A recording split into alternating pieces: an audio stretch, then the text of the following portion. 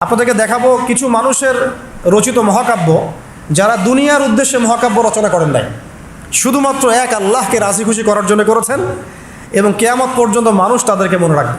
আজকে থেকে হয়তো হাজার হাজার বছর আগে এরকম জীবন দিয়ে মহাকাব্য রচনার একটা ইতিহাস হয়েছিল। প্রথম এই ইতিহাস রচনা করেছিলেন আদম আলাইহিস সালামের পুত্র হাবিল। আদম আলাইহিস সালামের পুত্র হাবিল, সূরা মাঈদার মধ্যে পাবেন, পড়ে নিন। কিসের কারণে হাবিলের কুরবানি কবুল হচ্ছে, কাবিলের কুরবানি কবুল হচ্ছে না? কাবিল হাবিলের প্রতি প্রচণ্ড হিংসাত্মক, যদিও সে নবীর সন্তান। শয়তান এখানেই কাজ করে, ভাইয়ে ভাইয়ের মধ্যে হিংসা, জুলুম, বিদ্বেষ, অনেক কারণ থাকে মাঝখানে কনফ্লিক্টের। এটা ক্রাইসিস অফ কনফ্লিক্ট।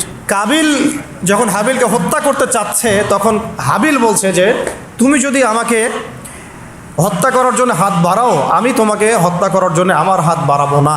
তুমি যদি আমাকে হত্যা করার জন্য হাত বাড়াও, আমি তোমাকে হত্যা করার জন্য হাত বাড়াবো না। তুমি শ্যুট করলে আমিও শ্যুট করছি না। কাবিল হাবিলকে হত্যা করে ফেললো। হাবিল কোনো প্রতিবাদ করলো না। নবী করিম সাল্লাল্লাহু আলাইহি ওয়াসাল্লাম বলেছেন, পৃথিবীতে যত খুন হবে কিয়ামত পর্যন্ত, মনোযোগ রাখেন, পৃথিবীতে কিয়ামত পর্যন্ত যত খুনের ঘটনা ঘটবে, সমস্ত খুনের পাপের একটা অংশ কাবিলের আমলনামায় যুক্ত করা হবে। এখানে কে সফল? মহাকাব্য কে রচনা করেছে, হাবিল না কাবিল? আল্লাহ পাক আমাদেরকে শিক্ষা নেওয়ার তৌফিক দান করুন। নূহ আলাইহিস সালামের যুগে নূহ আলাইহিস সালামের একজন সন্তান, সে ঈমান নিয়ে আসে নাই। বাবা তাকে ডাকছেন, আল্লাহর গজব চলে আসবে, তুমি তাড়াতাড়ি নৌকায় উঠো। সে বলছে যে আমি নৌকায় উঠবো না, আমি ওই পাহাড়ের উপর উঠে যাব। ইয়াসিমুনি মিনাল মা, পাহাড় আমাকে পানি থেকে বাঁচাবে। নূহ আলাইহিস সালাম পিতা হয়ে ব্যাকুল আর্তনাদ, বাবা আজকে এই আযাব কাউকে বাঁচাতে পারবে না, তাড়াতাড়ি নৌকায় উঠো। তো সে নৌকায় উঠলো না, জীবন সেও দিল। এবং নূহ আলাইহিস সালাম কান্নাকাটি করছেন আল্লাহর কাছে, আল্লাহ ইন্নাহু মিন আহলি, সে আমার পরিবারের একজন, তাকে মাফ করে দাও। আল্লাহ রাব্বুল আলামিন বলছেন লাইসা মিন আহলিক, সে তোমার পরিবারের কেউ না। এখানেও নূহ আলাইহিস সালামের পুত্র নবীর সন্তান জীবন দিলেন, কিন্তু মহাকাব্য রচিত হলো না। কথা কি বুঝতে পারছেন? মহাকাব্য রচিত হলো না। এভাবে লূত আলাইহিস সালাম যাচ্ছেন, কারণ আপনারা জানেন লূত আলাইহিস সালাম এসেছিলেন সাদুম জাতির জন্য নবী হিসেবে। লূত আলাইহিস সালাম দাওয়াতের কাজ করেই যাচ্ছেন, তাদের কওম সেটা শুনছে না। আল্লাহ পাক এমনভাবে তাদেরকে ধ্বংস করেছেন যেভাবে অন্য কোনো কওমকে করেন নাই। আসমান থেকে ফেরেশতা পাঠিয়ে জর্ডানে দেখবেন ডেড সি, মৃত সাগর, ওই জায়গাটা আছে এখনও, ওখানে সাদুম গোত্র বাস করতো। পাখা দিয়ে ফেরেশতারা তাদের পাখা দিয়ে ওই জায়গাটা এইভাবে উঠিয়ে আসমানে উঠিয়ে আসমান থেকে পাথর বর্ষণ করে এদের সবাইকে থ্যাতলা করে আবার উল্টা দিকে দাফন করে দেওয়া হয়েছে। এমন শাস্তি পৃথিবীর ইতিহাসে কাউকে দেওয়া হয় না। লূত আলাইহিস সালামের স্ত্রী তার পক্ষে ছিল না, তো লূত আলাইহিস সালামের স্ত্রী সেই গজব থেকে বাঁচতে পারলেন না। আল্লাহ পাক তাকেও ধ্বংস করলেন, সেও জীবন দিল। এটা কোনো মহাকাব্য হলো না, নবী পরিবারের স্ত্রী হওয়া সত্ত্বেও। সূরা ইউসুফ পড়েন, ওখানেও দেখবেন ভাইয়েরা ষড়যন্ত্র করে ভাইকে কুয়ায় ফেলে দিল। নির্দোষ নিরপরাধ, যেমন নির্দোষ নিরপরাধ বহু মানুষকে তুলে নিয়ে আপনারা আয়না ঘরে ফেলে দিয়েছেন। একেবারে নির্দোষ, একেবারেই নিরপরাধ, না কারো ডানে আছে না কারো বামে আছে। ইউসুফ আলাইহিস সালামকে গর্তে ফেলছে কি ভাইরা না? তারপরে তিনি আল্লাহ পাক তাকে সম্মানিত করে রাজ দরবারে নিয়ে যান নাই? রাজ দরবারে যাওয়ার আগে তাকে 12 বছর জেল খাটতে হয়েছে। কত বছর? কোনো অপরাধ ছিল তার? মেয়েরা, কিছু মেয়ে তার সাথে খারাপ কাজ করতে চাচ্ছিল, তাই না? তাই না? দেখেন ইউসুফ আলাইহিস সালামের, আমরা বাহ্যিক সৌন্দর্য নিয়ে কথা বলি সবাই, যে ইউসুফ আলাইহিস সালাম খুব সুন্দর ছিলেন দেখতে, তাই না? অর্ধেক সৌন্দর্য তাকে দেওয়া হয়েছে। আমাদের নবীজি বলেছেন মেরাজের রাতে আমি ইউসুফ আলাইহিস সালামের সাথে সাক্ষাৎ হয়েছে, এটা তো জানেন। তো তিনি বলেছেন যে ইউসুফ আলাইহিস সালামকে পৃথিবীর মানে মানুষের মধ্যে যে সৌন্দর্য এর অর্ধেক দেওয়া হয়েছে। একজন সাহাবী আবার একটা চমৎকার মন্তব্য করেছিলেন যে ইউসুফ আলাইহিস সালামের সৌন্দর্য দেখে হাত কেটেছে মেয়েরা, তাই না? মনে আছে তো? হাত কেটেছে মেয়েরা। আর আমাদের নবী সাল্লাল্লাহু আলাইহি ওয়াসাল্লামের চেহারা মোবারকের নূর দেখে জান দিয়েছে সাহাবীরা, তাই না? বদরের মাঠে। তো ইউসুফ আলাইহিস সালাম কোনো অপরাধ করেন নাই, তারপরেও জেনার অপরাধে তাকে থাকতে হইলো। সূরা বুরুজ পড়বেন, এখানে একটা ছোট বালকের কথা আছে। ওই বালককে জালেম শাসক রাজা, সে জাদু শিখাচ্ছে আর কি। কি শিখাচ্ছে? জাদু। এটা হারাম, একেবারে হারাম। জাদু শিখাচ্ছে, কিন্তু কিন্তু জাদু শিখতে আসার সময় সে আবার এক আল্লাহর অলির দরবার দিয়ে আসে। ওর কাছে তখন আবার ওই কথাগুলো খুব ভালো লাগে, সেখানে বসে দিনের কথা শুনতে শুরু করে। এদিকে আবার জাদুও শিখে, এদিকে আবার দিনের কথাও শিখে। এক পর্যায়ে তার মধ্যে এটা মানে প্রাধান্য বিস্তার করলো যে এটাই মনে হয় সত্য, আল্লাহর দিনের কথাটাই সত্য। তো একদিন রাস্তায় যাওয়ার সময় হঠাৎ একটা প্রাণী, মানে বিভৎস একটা প্রাণীর দেখা মিলছে, কেউ রাস্তা থেকে সরাইতে পারে না। তখন সে চিন্তা করলো যে আজকে আমি পরখ করে দেখবো যে এই জাদুঘরের এলেমটা বেশি কার্যকর না আল্লাহর অলির এলেমটা বেশি কার্যকর। সে একটা পাথর নিয়ে নিক্ষেপ করে বলল, যদি হে আল্লাহ, আল্লাহর ওয়ালি তোমার কাছে, এই পাদ্রী বুজুর্গ তোমার কাছে বেশি মাকবুল হয়, তাহলে আজকে এই ঢিলের ওসিলায় তুমি এই প্রাণীটাকে মেরে ফেলো। তো ওই ঢিল দেওয়ার সাথে সাথেই প্রাণী মারা গেছে। তো তখন সে মাশাআল্লাহ ইসলাম কবুল করে ভিতরে ভিতরে, কিন্তু প্রকাশ করে না। পরে যখন প্রকাশ হয়ে যায় তখন তাকে মেরে ফেলার জন্যে, আমি শর্টকাটে বলতেছি, ওই শাসক কী করলো, ও সেনাবাহিনীকে লেলিয়ে দিল, ওকে নিয়ে যাও পাহাড়ের উপর থেকে ফেলে দিবা। পাহাড়ের উপরে উঠেছে, সে ফেলাই দিবে তাকে। তখন সে একটা দোয়া পড়লো, আল্লাহুম্মা কফিনিহিম বিমা শি'তা। দোয়াটা শিখে নেবেন, আল্লাহুম্মা কফিনিহিম বিমা শি'তা। আমরা এই দোয়াগুলো করতাম, আল্লাহুম্মা কফিনিহিম বিমা শি'তা, আল্লাহুম্মা ইন্না নাজআলুকা ফি নুহুরিহিম ওয়া নাউযু বিকা মিন শুরুরিহিম, ইয়া মুনজিলাল কিতাব সারিআল হিসাব ইহজিমুল আহজাব আল্লাহুম্মা হজিমহুম ওয়া জালজিলহুম। এগুলোর যে ইফেক্ট এটা আমরা নিজের চোখেই দেখেছি। ঠিক আছে, এই দোয়াগুলো শিখবেন। তো সে দোয়া করলো আল্লাহুম্মা কফিনিহিম বিমা শি'তা। তো তাকে তো ফেলাতে পারলোই না, বরং ওরাই নিচে পড়ে গেছে। সে হেঁটে হেঁটে রাজদরবারে আসছে, কী হলো, তোমাকে মারতে পাঠালাম, কী সমস্যা, কীভাবে আসলা, এইভাবে। আবার পাঠাইছে সেনাবাহিনী, যা একে সমুদ্রের মাঝখান থেকে ফেলে দিবা, ওর সাগর থেকে ফেলে দিবা। ওই সাগরের মাঝখানে নিয়ে যাওয়া হলো, ওখানেও সে আবার দোয়া করছে আল্লাহুম্মা কফিনিহিম বিমা শি'তা। সাগরে ঝড় ওঠা শুরু হলো, ওর সেনাবাহিনী পড়ে গেছে, সে আবার সেফ অ্যান্ড সাউন্ড চলে আসলো রাজদরবারে। কী সমস্যা হে তোমাকে মারা যাচ্ছে না কেন? তো সে বলছে, দেখেন, আপনি যদি আমাকে মারতেই চান তাহলে আমি যেটা বলি সেটা করেন। আচ্ছা, কী সেটা?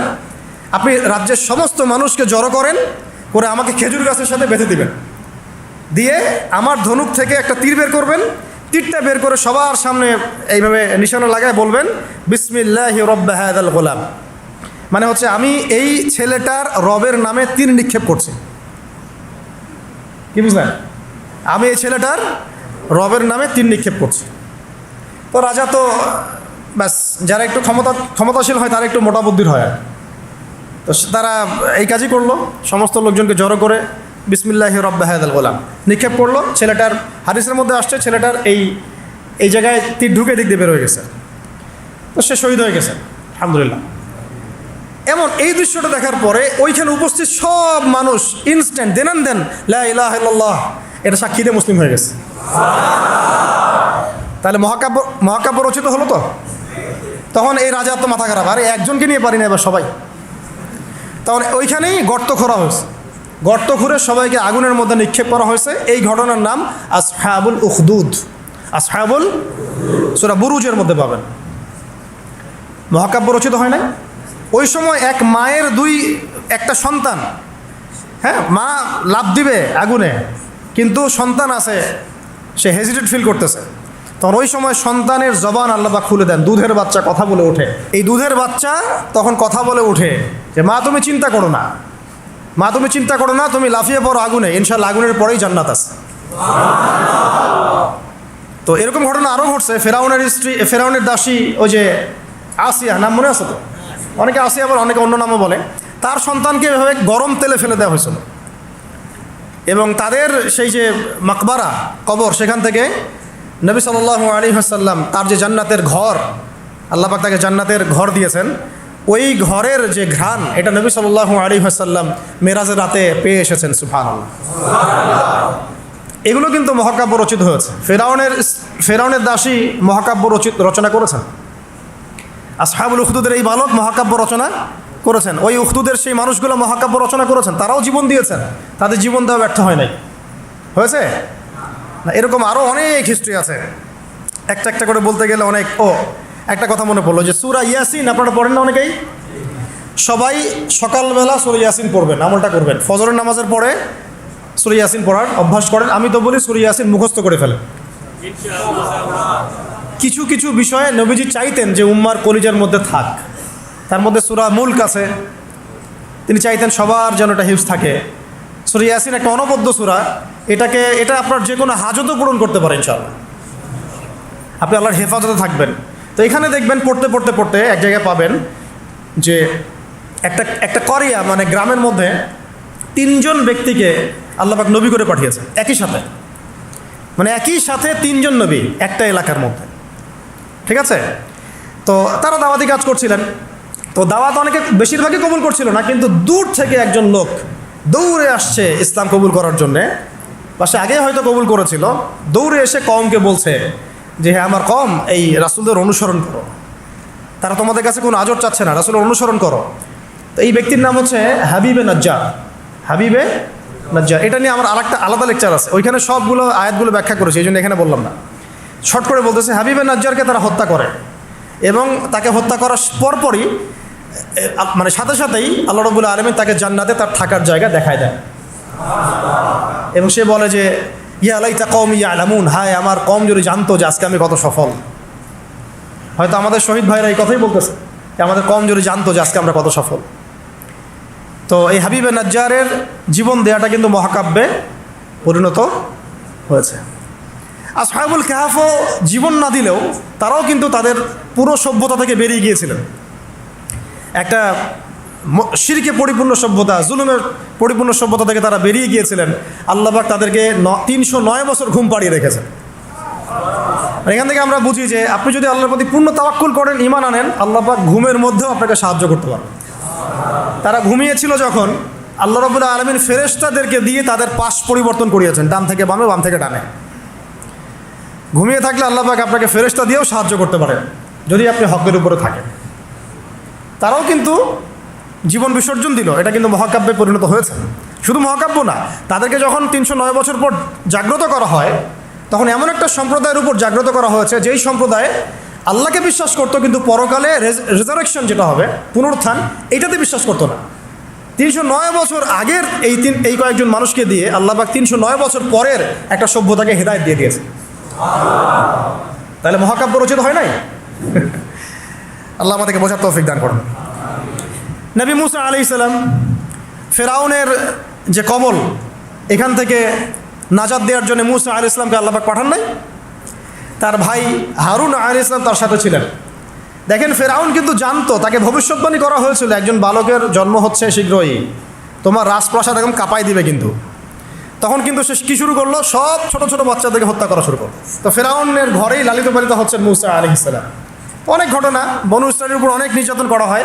এই নির্যাতনের হাত থেকে আল্লাহ পাক উদ্ধারের জন্য মুসা আলাইহিস সালামকে পাঠান।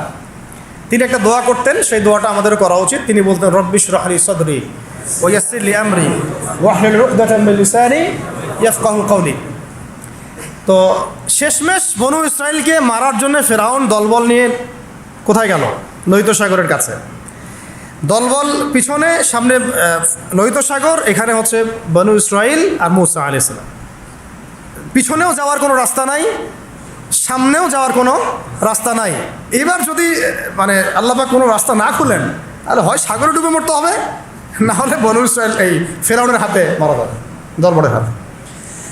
তখন এই যে একটা কথা, তখন বনু ইসরাইলের মধ্যে একজন ব্যক্তি মুসা আলাইহিস সালামকে বলেছিল, ইয়া মুসা, হে মুসা, ইন্না লামুদরাকুন, আমরা তো ধরা পড়ে গেলাম। কি বলেছে? ইন্না লামুদরাকুন, আমরা তো ধরা পড়ে গেলাম। তখন মুসা আলাইহিস সালাম ব্যর্থহীন ভাষায় বলেছেন, কাল্লা, কোশ্চিন কালেও নয়। তোমরা বলছো আমরা ধরা পড়ে গেছি, কোশ্চিন কালেও না। আমার রব আমার সাথে আছেন, নিশ্চয়ই তিনি আমাকে পথ দেখাবেন। বলার সাথে সাথেই মুসা আলাইহিস সালামের কাছে ওহী আসলো, লাঠিটা ছুঁড়ে মারেন। লাঠি ছুঁড়ে মারলেন, এই লোহিত সাগর চিরে 12টা রাস্তা হয়ে গেল। তাই লোহিত সাগর আমরাও সফর করছি, গেলে বুঝতে পারবেন যে কিভাবে সম্ভব এখানে এইভাবে রাস্তা হওয়া। সুবহানাল্লাহ। এইভাবে আল্লাহ পাক একটা মাজলুম সম্প্রদায়কে মুক্তি দিলেন, আর পুরা ফেরাউনের দলবলকে ওইখানেই ডুবাই মারলেন। মারেন নাই? সদল বলে ডুবে মরতে হবে যদি আল্লাহর বিধানের বিরুদ্ধে চলে যান। বাংলাদেশে একটা নজির তো হয়ে গেছে, এরপরে যারা আসতেছেন তারাও যদি একই রকম পথে হাঁটেন, আপনাদেরকেও এইভাবেই মরতে হবে। তখন কেউ কিন্তু আপনাদেরকে বাঁচাইতে পারবে না। সতর্ক হয়ে যান, ইতিহাস থেকে শিক্ষা নেন। ভুলেও নতুন বোতলে কোনো পুরাতন মদ খাওয়াইতে আসবেন না। ভুলেও নতুন বোতলে কোনো পুরাতন মদ খাওয়াইতে আসবেন না। আমরা কোরআন থেকে শিখবো, হাদিস থেকে শিখবো, নবীর সুন্নাহ থেকে শিখবো, সিরাত থেকে শিখবো। একটা বিষয় আমাদের সামনে স্পষ্ট যে আমরা মুসলিম পরিবারে জন্মগ্রহণ করেছি, আমাদের রব একজন, আমাদের নবী একজন, আমাদের আসমানি কিতাব একদম ফাইনাল টেস্টিমেন্ট, এর কোনো ব্যত্যয় নাই, সংযোজন বিয়োজনের কোনো সুযোগ নাই। সুন্নতে স্পষ্ট, নবীর তরিকা স্পষ্ট, দিন ইসলামও পরিপূর্ণ। নাকি দিন ইসলামে কিছু আছে কিছু নাই, এমন কি বিষয়টা? পরিপূর্ণ একটা জীবন ব্যবস্থাকে আমরা কমপ্লিট কোড অফ লাইফ বলি। এটা কোনো ধর্মের নাম নয়, এটা একটা জীবন ব্যবস্থার নাম। ইসলাম শুধু ধর্মের নাম নয়, এটা একটা পরিপূর্ণ জীবন ব্যবস্থার নাম। এখন এইটা নবীজি কি শুধু নিজে আমল করেছিলেন না মানুষকেও দাওয়াত দিয়েছেন? এখন শুধু কি দাওয়াতই ছিল নাকি পুরো দিনটাকে আরবের মধ্যে প্রতিষ্ঠা করে দিয়ে চলে গেছেন? এখন দিন প্রতিষ্ঠা করাটা কি তাহলে ইবাদত কি না? মানে ইবাদত করতে গেলে অনেক সময় অনেক রকম সুরতে আমাদের কাজ করতে হবে। কখনো সবর করতে হবে, কখনো দাওয়াত দিতে হবে, কখনো হয়তো হিজরতের বিষয় আছে, কখনো কি বলবো দাওয়াতের সাথে জিহাদের ব্যাপার জড়িত থাকতে পারে, কখনো দেখা যাবে পররাষ্ট্রনীতি অ্যাপ্লাই করতে হচ্ছে, কখনো সন্ধি করতে হচ্ছে। সিরাতের মধ্যে কিন্তু সবই আছে। পুরো সিরাতটা আপনারা পড়বেন, এটা আমার রিকোয়েস্ট যে আগামী 1 মাসের মধ্যে 1 মাস সময় নেন, আল্লাহ চাইলে 1 মাস পরে আবার বসবো ইনশাল্লাহ আমরা। হ্যাঁ, 1 মাস সময় নিয়ে পুরো সিরাতের বইটা পড়ে শেষ করো। অনেক বই আছে সিরাতের, আমি একটা বইয়ের নাম বলতেছি যেটা খুব পাতলা, মাত্র 120 থেকে 30 পেজের বই। সিরাতে খতামুল আম্বিয়া, সিরাতে খতামুল আম্বিয়া, মুফতি মোহাম্মদ শফি রাহিমাহুল্লাহ তার লেখা, আল্লামা শফি রাহিমাহুল্লাহ তার লেখা সিরাতে খতামুল আম্বিয়া। সিরাতে খতামুল আম্বিয়া বইটা কিনেন, অনলাইনেই পাওয়া যায়, কিনে পড়াশোনা শুরু করেন। এটা সবচেয়ে প্রাইমারি লেভেলের বই, এটা মাদ্রাসায় পড়ানো হয়। এছাড়া রাহিকুল মাখতুম আছে, রহমাতুল্লিল আলামিন আছে, হ্যাঁ, সিরাতে মোস্তফা আছে, অনেক সিরাতের বই আছে। এই বইমেলায় দেখলাম যে সিরাতের মনে হয় আরও 10টা-20টা নতুন বই আসছে। আলহামদুলিল্লাহ আমার বাসায় সিরাতের এরকম 50-60টা বই আছে, ডিফারেন্ট রাইটারের। না, একটা বিষয় সম্পর্কে কয়েকটা রাইটারের বই পড়লে আপনার একটা ভালো কনসেপ্ট আসবে ইনশাআল্লাহ।